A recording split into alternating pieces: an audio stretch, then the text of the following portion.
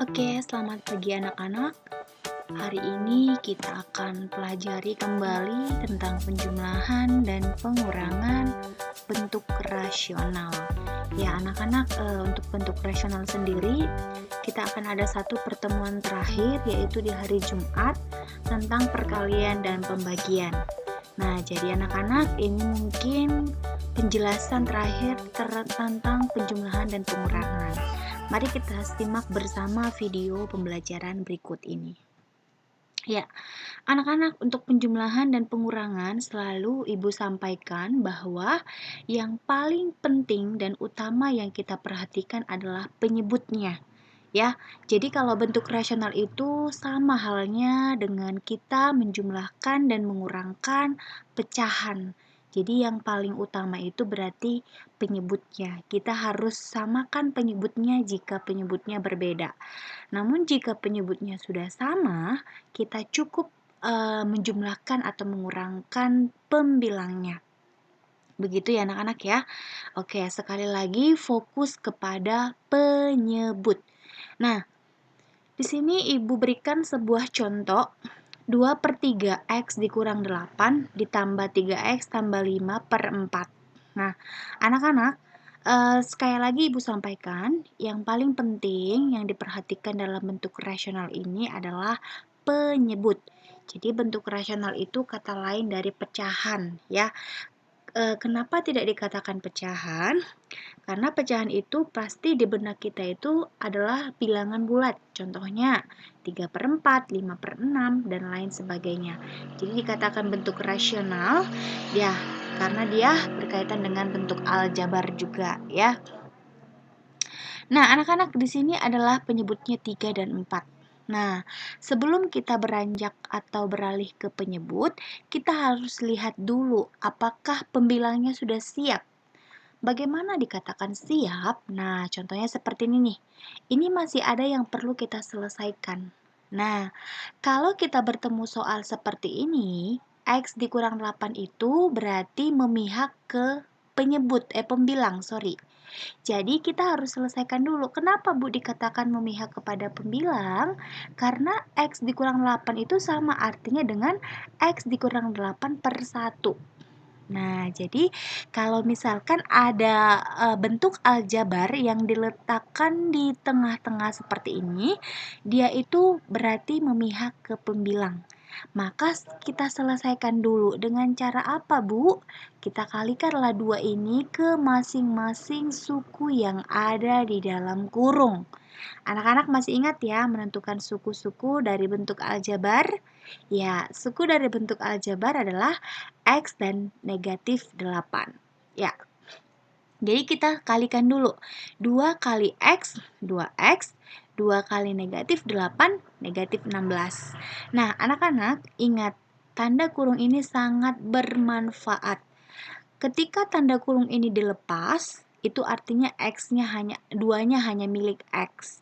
Tapi kalau tanda kurung ini ada, itu artinya 2 itu harus kita kalikan ke X dan negatif 8. Sampai di sini paham ya makna dari tanda kurung. Ya, kita kalikan, lihat. Di sini tidak ada perubahan penyebut, belum ada. Kita masih menyelesaikan si pembilangnya. Ya, jadi kalau belum siap pembilangnya, kita selesaikan dulu. Jangan langsung ambil penyebutnya. Ya, oke. Nah, ini udah siap ya. Dia udah siap 2X dikurang 16. Berarti sekarang kita beralih ke penyebut. Penyebutnya adalah 3 dan 4. Sekarang kita tentukan KPK 3 dan 4. Ya, kalau untuk menentukan KPK, Ibu tidak perlu jelaskan lagi ya. Ibu sudah anggap kalian 100% paham menentukan KPK. Ya, karena anak-anak sudah pelajari di tingkat dasar dan anak-anak juga sudah pelajari di semester 1. Ya, oke, KPK 3 dan 4 adalah 12. Nah, sekarang kita lihat perubahannya dari 3 ke 12. Dari 3 ke 12 berarti dikali 4. Maka pembilang pun dikali 4. Maka 2X dikurang 16 dikali 4. Jangan lupa buat tanda kurung. Artinya apa, Bu? Artinya 4 dikalikan ke 2X, 4 dikalikan juga ke negatif 16. Ya, oke, dari 4 ke 12. Nah, kalau dari 4 ke 12 itu berarti kita kalikan 3, sorry. Kita kalikan 3, maka pembilangnya pun kita kalikan 3. 3 kali 3X tambah 5. Oke, kalau sudah seperti ini kita kali. Ingat anak-anak, 4 dikali dengan 2X, 4 pun dikali dengan negatif 16. 4 kali 2X, 8X. 4 kali negatif 16, negatif 64. Lakukan hal yang sama dengan pecahan kedua. 3 dikali 3X, 9X. 3 dikali 5, 15. Ya, penyebutnya sudah sama. Kalau penyebutnya sudah sama dan ini sudah kita kali, kita bisa satukan pernya. Nah, ini lihat. Jadi 1 dia. Ini kan ada 2 nih pernya. Ini kita satukan aja. Kenapa? Karena penyebutnya sudah sama. Ya. Jadi tidak perlu dipisahkan seperti ini. Oke? Nah, kita samakan pernya, berarti kita tulis kembali 8X dikurang 64 tambah 9X tambah 15. Ini tidak jadi masalah, tidak akan mengubah setiap suku dalam bentuk 9X tambah 15. Kenapa? Karena ini tanda plus. Artinya walaupun di sini negatif tidak menjadi masalah, gitu ya. Kecuali dia dikurang. Oke? Nah, kalau sudah seperti ini, ingat ketentuan, syarat dan ketentuan penjumlahan dan pengurangan. Kita boleh menjumlahkan dan mengurangkan bentuk aljabar ketika memiliki suku yang sejenis atau ketika memiliki variabel yang sama. Ya, berarti kita satukan yang sejenis yang mana? 8X ditambah 9X. Jangan 8X dikurang 9X. Kenapa? Karena yang negatif ini miliknya 64. Nah, jadi 8X lompat plus 9X. Bisa ya? Nah, 8X tambah 9X. Anak-anak boleh umpamain aja. 8 apel tambah 9 apel. Jadi X-nya itu berupa apel. Jadi bukan 17 apel kuadrat kan? Tetapi 17 apel atau 17X. Nah, ya, jadi si koefisiennya aja jumlahkan kalau variabelnya tetap. Oke, selain itu yang mana lagi? Negatif 64 ditambah 15. Negatif 64 ditambah 15 adalah negatif 49. Ya, Ibu tidak perlu jelaskan ya dari mana asalnya negatif 49. Anak-anak sudah belajar ketika negatif ditambahkan dengan positif bagaimana hasilnya. Per 12. Nah, anak-anak kalau masih bisa disederhanakan, silakan sederhanakan. Maksudnya bagaimana, Bu? Nah, contohnya 17X dikurang 49 memiliki koefisien atau variabel yang sama, boleh dikeluarkan. Nah, kalau ini kan tidak ada. 17 itu bilangan prima. Ini 49, tidak ada faktor-faktor yang bisa kita sederhanakan. Jadi hasilnya cukup sampai di sini. Bisa ya anak-anak ya? Ya, kita coba soal yang lain. Ya, ini tadi prosesnya ya, anak-anak bisa lihat ya. Jadi dari sini ke sini dikali 4, dari pecahan kedua ke pecahan yang baru dikali 3. Oke? Ya, contoh yang lain. 3Q per 9Q kuadrat kurang 4 dikurang 5 per 3Q tambah 2. Nah, ini terjadi operasi pengurangan. Nah, ini yang sangat sensitif anak-anak ya. Pengurangan, jadi harus benar-benar teliti. Kalau salah tanda, itu sampai di akhir itu akan salah. Itulah besar pengaruhnya tanda negatif ini atau tanda pengurangan. Ya. Nah, anak-anak kita lihat.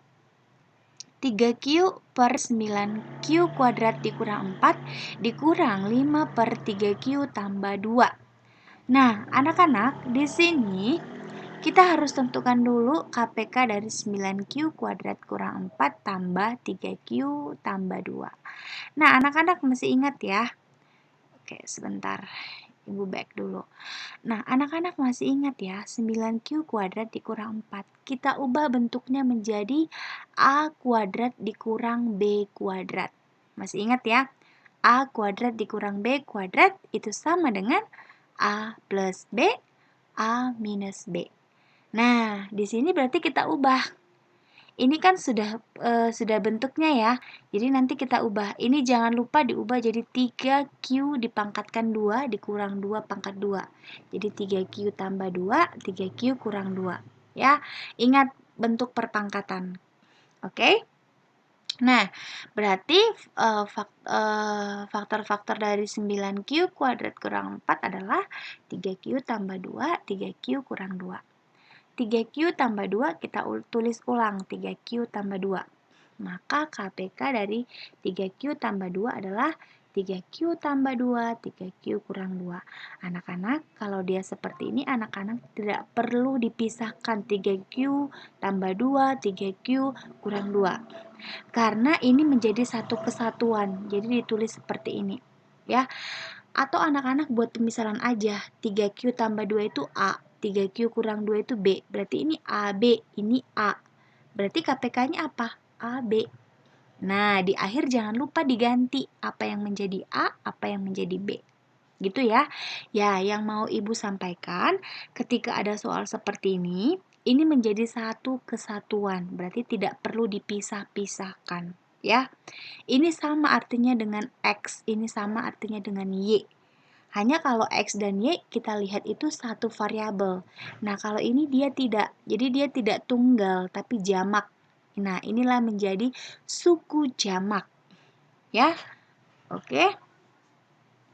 Berarti KPK-nya kita peroleh 3Q tambah 2, 3Q kurang 2. Mari kita sederhanakan. Nah, di sini Ibu ubah dulu. 9Q pangkat 2 dikurang 4, Ibu ubah menjadi 3Q tambah 2, 3Q kurang 2. Supaya kelihatan nanti, ya. Oke. Nah, dari sini ke sini tidak ada perubahan ya, tetap. Karena KPK-nya sama. Berarti si pembilang pun tetap. Nah, dari sini nih, 3Q tambah 2 menjadi 3Q tambah 2, 3Q kurang 2. Berarti apa yang kurang? Ya, 3Q kurang 2. Maka kalikanlah 5 dengan 3Q kurang 2. Ya, kita selesaikan ya. 3Q. Nah, ini yang Ibu bilang tadi agak sensitif. Jadi ini kalikan dengan 5, kalikan dengan 3Q. Negatif 5 dikali 3Q. Negatif 15Q. Negatif 5 dikali negatif 2. Oke, sorry ya. Anak-anak nanti boleh ganti ya. Ini bukan negatif, bukan positif 2, tetapi positif 10. Anak-anak bisa ganti ya. Oke, itu dia. Jadi, untuk KPK, untuk soal yang seperti ini, anak-anak jangan langsung beranggapan ini sesuatu hal yang sulit. Tidak ya. Tidak ada hal yang sulit ya. Memang di dalam matematika, ya agak berisik ya anak-anak ya. Ya, memang di dalam matematika itu tidak ditanamkan sebuah rumus ya. Kenapa? Kenapa tidak dikatakan rumus? Karena memang benar-benar soalnya itu sangat bervariasi. Jadi yang harus diperkuat itu adalah konsep ya, konsepnya. Konsepnya di sini apa, Bu? Konsepnya di sini anak-anak mengenal yang namanya suku. Ya, bagaimana itu suku tunggal, bagaimana itu suku jamak, bagaimana memfaktorkan, bagaimana menentukan KPK. Ya, kalau anak-anak sudah paham, yakinlah tidak ada soal yang sulit. Ini kelihatannya aja soalnya agak banyak. Kenapa? Karena mengandung variabel yang banyak. Tapi pada dasarnya soal ini mudah dan dapat terselesaikan. Ya, oke. Kita lanjut lagi ya. Nah, jika ada soal seperti ini mungkin soalnya lebih mudah ya anak-anak ya. Kenapa lebih mudah? Karena penyebutnya itu tunggal ya. 8AB ditambah 5 per A dikurang 2B. Nah, anak-anak ingat, kalau pembilangnya sudah siap, nah ini pembilangnya sudah siap ya, 8, 5, dan 2. Kita langsung ke KPK. KPK dari penyebutnya adalah AB, A, dan B. Mari kita tentukan. KPK AB. Anak-anak kalau mau menguraikan variabel, langsung aja dipisah. AB menjadi A kali B. XY, X kali Y. XYZ, X kali Y kali Z. X kuadrat Y kuadrat Z, X kuadrat kali Y kuadrat kali Z. Jadi tidak perlu X kali Y kali Y kali Z kali Z. Nggak perlu. Ya, kenapa Bu? Karena ujung-ujungnya kita akan ambil pangkat tertinggi. Ya, jadi tidak perlu dijabarkan kalau dia pangkat 3, pangkat 2, dan sebagainya. Ya, oke. Kalau udah seperti ini langsung kita lihat. A, berarti A, B. Ingat KPK itu ambil semua unsur yang ada. Jika ada unsur yang sama, ambil pangkat tertinggi. Itu definisi KPK. Ya. Nah, sekarang udah kita dapat nih KPK-nya AB. Berarti kita ubah setiap penyebut menjadi AB. Nah, ini ya. AB tetap. Berarti pembilangnya tetap. A menjadi AB. Berarti dikali B. Nah, berarti pembilang pun dikali B. 5 kali B, 5B. 6 kali C, 6C. Tinggal digabung ya. B menjadi AB dikali A. Berarti 2 kali A, 2A. Nah, kalau penyebutnya sudah sama, berarti per AB. Kita tuh cukup jumlahkan dan kurangkan pembilangnya. 8 tambah 5B dikurang 2A. Nah, mari kita cek. Ada nggak dari pembilangnya ini suku yang sejenis? Tidak ada. Berarti kalau tidak ada, stop. Sampai di sini jawabannya. Ya, paham ya? Oke, kita coba lagi yang lain. 4QR per Q dikurang R, dan sebagainya. Anak-anak bisa baca ya. Nah, anak-anak kita lihat penyebutnya adalah Q kurang R kurang Q, R kuadrat kali Q kurang R. Q kurang R berarti Q kurang R. Ingat, jangan dipisah karena dia satu kesatuan. R kurang Q. Nah, ini yang Ibu ubah. Kenapa? Supaya dia sama dengan yang di atas. Boleh begitu, Bu? Boleh. Ingat, kita bebas memodifikasi soal bagaimanapun. Akan tetapi ingat, kita tidak mengubah soal. Soal tetap hanya dimodif dikit aja. Ya, jadi tidak mengubah soal, hanya bentuknya yang berubah. Nah, lihat. Lihat ya. Negatif kali Q, negatif Q. Negatif kali negatif R, positif R. Jadi tidak mengubah soal kan? Hanya Ibu tambahkan saja negatifnya. Tujuannya supaya dia sama dengan yang di atas. Paham ya?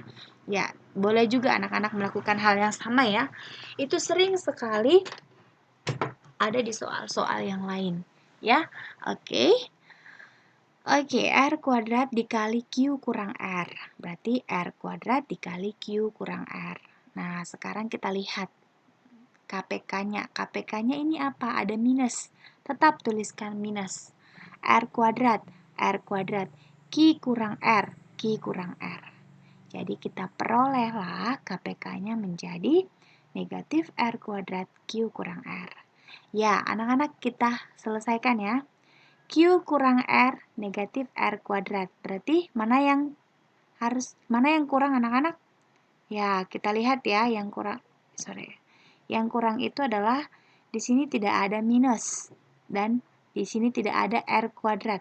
Berarti dari sini ke sini kita kali minus R kuadrat. Nah, ini dia ya. Lalu yang kedua, R kurang Q. Ingat, R kurang Q minus Q kurang R. Ya, berarti di sini adalah minus Q kurang R. Minus Q kurang R. Berarti yang tidak ada apa? R kuadrat. Berarti ini kita kali R kuadrat. Ditambah R kuadrat Q kurang R. Yang tidak ada apa? R kuadrat, Q kurang R, Q kurang R. Yang tidak ada apa? Minus. Berarti ini kalikan minus. Nah, kita selesaikan ya.